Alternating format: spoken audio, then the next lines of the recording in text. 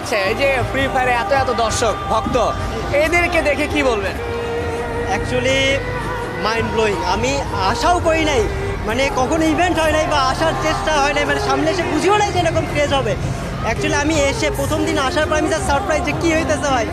তো আলহামদুলিল্লাহ যে এত সুন্দর ফ্যান বেস ক্রিয়েট করতে পারছি ভাই, আলহামদুলিল্লাহ। কিন্তু আপনার কাছে আমার একটা আবদার আছে, সেটা হচ্ছে যে অ্যাজ এ কন্টেন্ট ক্রিয়েটার বা ই স্পোর্ট জগতের মানুষ হিসেবে কন্টেন্ট বানানোর পাশাপাশি সাবধানতা দেওয়ার ব্যাপারে একটা বার্তা থাকে। ধরুন অনেকেই বলে বা বলার চেষ্টা করে যে ফ্রি ফায়ার বা অন্যান্য ই স্পোর্টসের গেমসগুলো খেললে বাচ্চা কাচ্চা নষ্ট হয়ে যায়, অনেকে আবার আসলে নেশাক্ত হয়ে যায়, নেশার মতো হয়ে যায় যে গেমস খেলে যায়, তাদের জন্য একটা পজিটিভ বার্তা দিয়ে দেয়।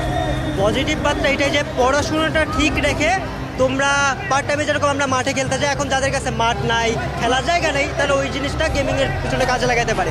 আর প্যারেন্টসদের প্রতি আমার একটাই কথা, আপনার ছেলে বা মেয়ের যদি ওই রকম পসিবিলিটিস থাকে যে তারা এদিকে শাইন করতে পারবে, পড়াশোনার পাশাপাশি তাদেরকে এই জিনিসটা সুযোগ করে দেন। যেরকম জবের জন্য মানুষরা চেষ্টা করে, সেরকম স্পোর্টসও একটা জব হবে ভবিষ্যতে, যেটা আমরা দেখতেছি কন্টেন্ট ক্রিয়েশন একটা জব হবে। বাইরের দেশে তাকালে এই জিনিসটা আমরা অ্যাকচুয়ালি এক্স্যাক্টলি লক্ষ্য করতে পারি যে তারা কন্টেন্ট ক্রিয়েশনের দিক দিয়ে কতটুকু আগায় গেছে। তো এইটাই আর কি, যে বাবা মায়ের উদ্দেশ্যে আমি বলবো সন্তানদের সুযোগ দিতে থাকেন। আর সন্তান যারা আছে, আমাদের বয়সী যারা আছে, তাদের বলবো পড়াশোনা ঠিক রেখে পরে গেমিং করো, পরে যা হওয়ার হবে।